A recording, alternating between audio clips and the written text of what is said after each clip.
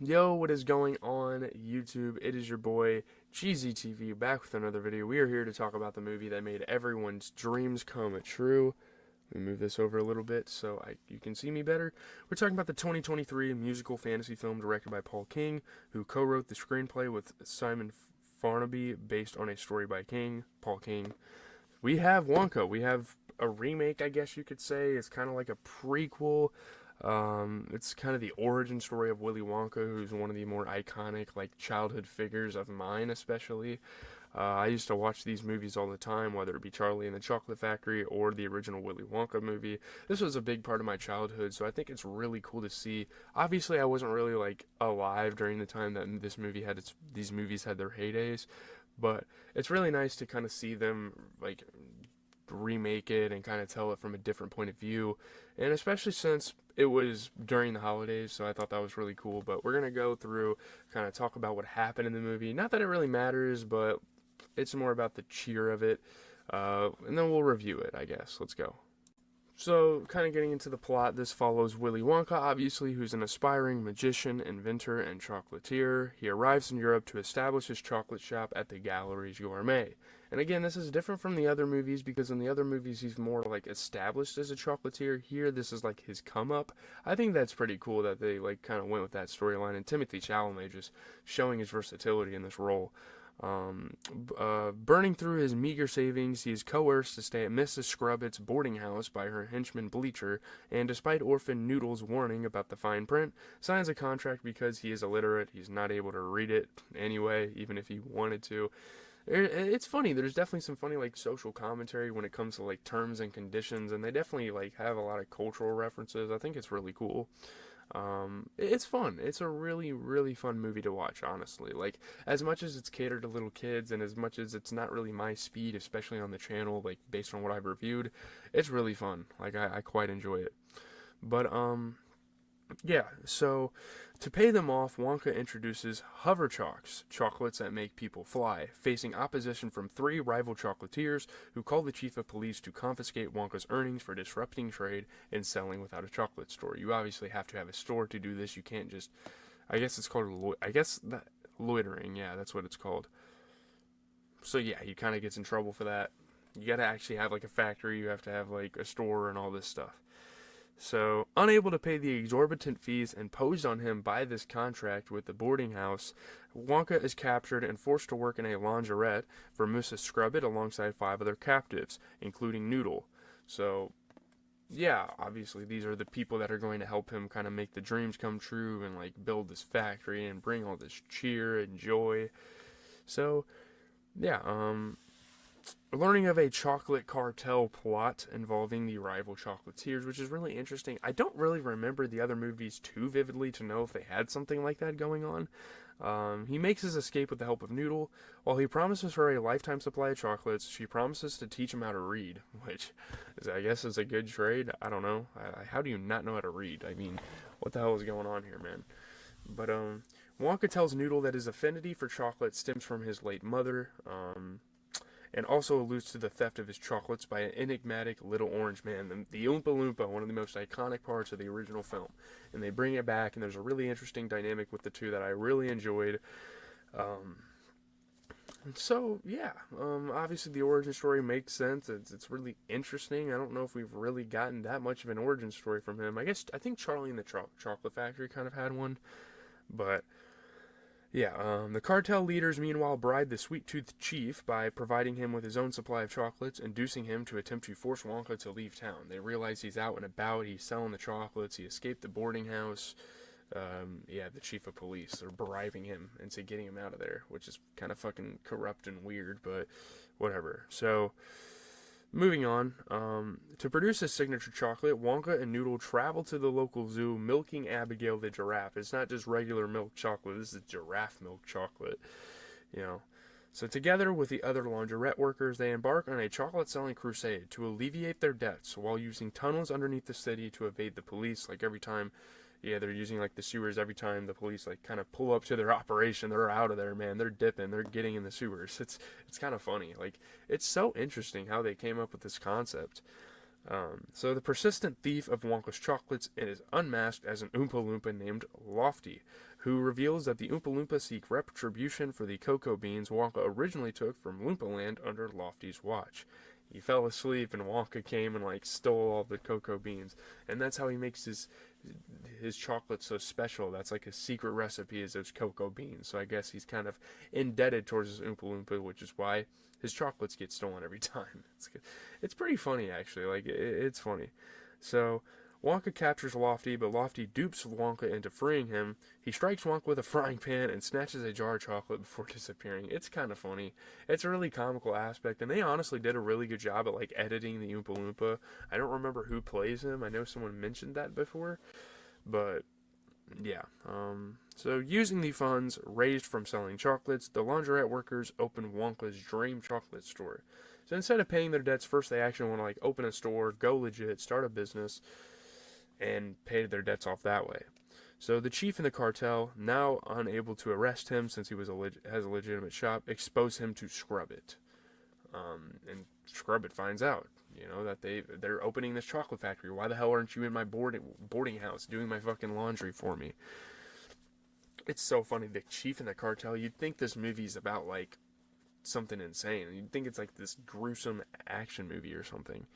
But infusing his chocolates with Yeti sweat, Scrub It incites chaos among the customers, leading to the destruction of Wonka's store. So they all start growing weird hairs, weirdly colored hairs that aren't natural because of this. It's pretty comical, I guess. So Wonka agrees to the cartel's offer to leave town by ship to pay off everyone's debts. He's got to sacrifice that. Those people have been doing that for ages. They literally just got here and expects his dreams to just come true right away. So yeah, he decides to do it. He's like, you know what? I'm gonna do this thing. So all of the workers are released from the laundrette except Noodle. Cartel leader Arthur Slugworth pays Scrub It to keep her there indefinitely, and that's an interesting plot point because there's another interesting plot point, another really crazy. There's a couple plot twists. There's a lot of really weird motivations for these cartel members. Chocolate cartel. I'm not talking about the Mexican cartel or anything like that. So, yeah. Wonka deduces that Noodle and Slugworth are related before he and Lofty are forced to jump off the boat, which has been rigged to explode. It's an accident where he dies. So they send him off on this boat rigged with bombs, and yeah, they jump off. They get saved. After rescuing Noodle, Wonka and the group devise a strategy to obtain the cartel's incriminating account book so they can expose them, so those people are no longer enemies in their chocolate selling scheme. It's not really a scheme, it's a business. But using Abigail as a distraction, Wonka and Noodle infiltrate the cartel's base, where they are confronted by the cartel. They get caught. Slugworth discloses that after the death of Noodle's father, his own brother Zebedee, he falsely reported Noodle as deceased to her mother, Dorothy, and gave her to Scrub It in order to eliminate her claim to the family fortune. Super fucked up. That's just super dark. Honestly, for a family movie, that's kind of insane. It's almost too complex to for a kid to understand that. That's so wild. But held at gunpoint, there's a fucking gun in this movie. It's kind of crazy. Wonka and Noodle are nearly drowned in a vault of chocolate, but Lofty rescues them. How ironic. The Oompa Loompa that's been stealing chocolate all this time. I guess he wants to continue to steal the chocolate, and he can't steal the chocolate if Willy Wonka dies, I guess. Drowning in death by chocolate is kind of insane. But Wonka and Noodle unveil the cartel's misdeeds to the authorities and the public, and they don't really, the chief wants to work with them, that he's gotten bribed into working with them, but he has no choice but to arrest them and get them in trouble. So they release the cartel's chocolate reserve through a fountain laced with Wonka's unique ingredients, ruining the cartel's enterprise completely. Their cartel meets their downfall, and the police arrest the corrupt chief for even working with them, and his names are on the documents and all this stuff. So the public revels in tasting Wonka's chocolate fountain, and Wonka unwraps the last chocolate bar his mother had given him, discovering a golden paper with a message stating that the secret is, it's not the chocolate that matters, but who you share it with. And honestly, this film takes a pretty, it's not a sad turn, but a kind of an emotional turn. It's kind of fulfilling. It's, what do you call that? I don't know what that's called. I don't know. Whatever. So, let's see. He splits the bar into 6 pieces to share with his friends before reuniting Noodle with her mother, Dorothy Smith. They find out who her mother is. He then settles his debt with Lofty and finds an abandoned castle for sale to start building his own chocolate factory, with Lofty as his tasting chef. So, yeah, they actually end up working together and find a good relationship with each other, which is cool. And the castle, I think, is what the factory actually looks like in all the other films. So Wonka's friends return to their old lives. Scrubbin and Bleacher are arrested after their attempt to eliminate evidence of sabotaging Wonka's shop backfires. So that's kind of where the movie ends. It's kind of interesting. Let's get into this review. I mean, since this is a somewhat new movie, there's actually quite a bit to say about it. I think it's really fun for family. I mean, obviously I'm more used to gore. It's not like I'm like a gore horror and like a horror. Like, I can watch other kind of movies, but this is not really up to my speed, but it's still really good. I still really enjoyed this. With director Paul King at the helm and some solid new songs at the ready, the warmly old-fashioned Wonka puts a suitably sweet spin on the classic character while still leaving some room for the source material's darker undertones.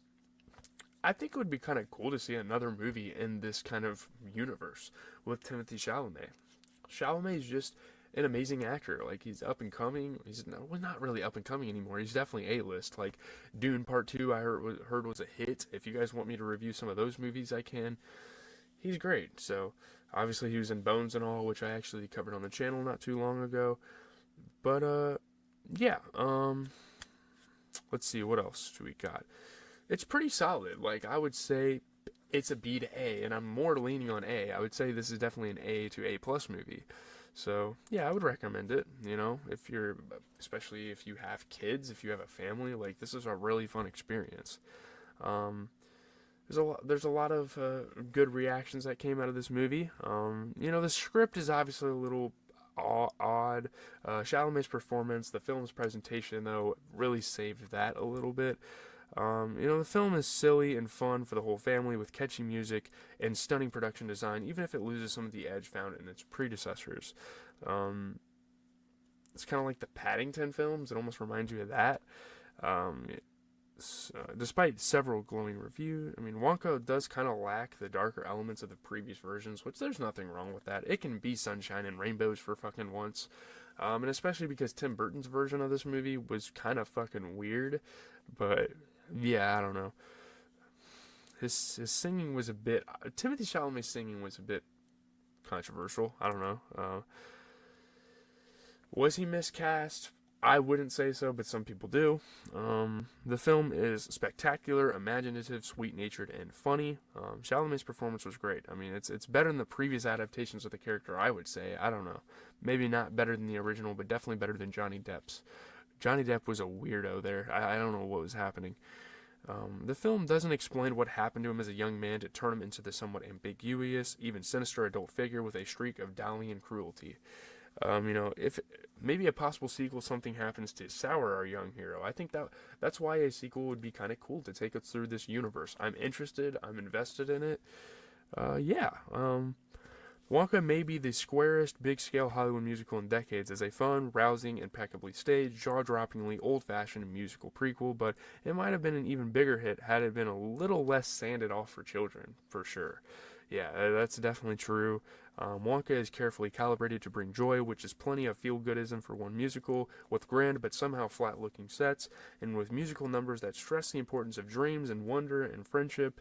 It gives us everything but that quiet, thrumming sensation, I don't know, it's sickly sweet and hopelessly twee. Some people thought it was too happy. The character Willy Wonka neutered, stripped of any edge that might have made him interesting. A number of gifted actors are either misused or wasted. Timothée Chalamet definitely could have showed the dark side. Like, I feel like he definitely had the potential to do that. I just don't think I guess they just chose not to go in that direction.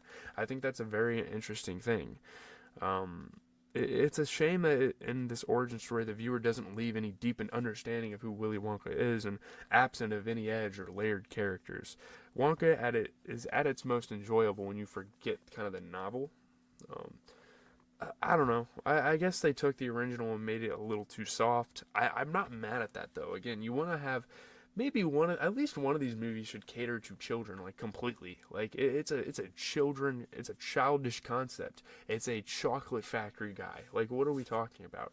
you have these kids coming to this factory, and it's just like super bright with cotton candy, rainbows, lollipops, everything, like unicorns, like it's supposed to be catered towards children, so I'm not mad at it. But anyway, leave a like, comment, subscribe. That is going to do it for the video. Hopefully you guys enjoyed.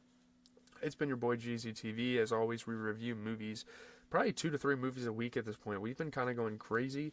If you guys want me to watch Dune Part 1, I might honestly do that next week, because Timothée Chalamet, it's not that I just now got convinced that he's a good actor, but like this is making me want to watch more Chalamet films. He's great. So peace out, everyone.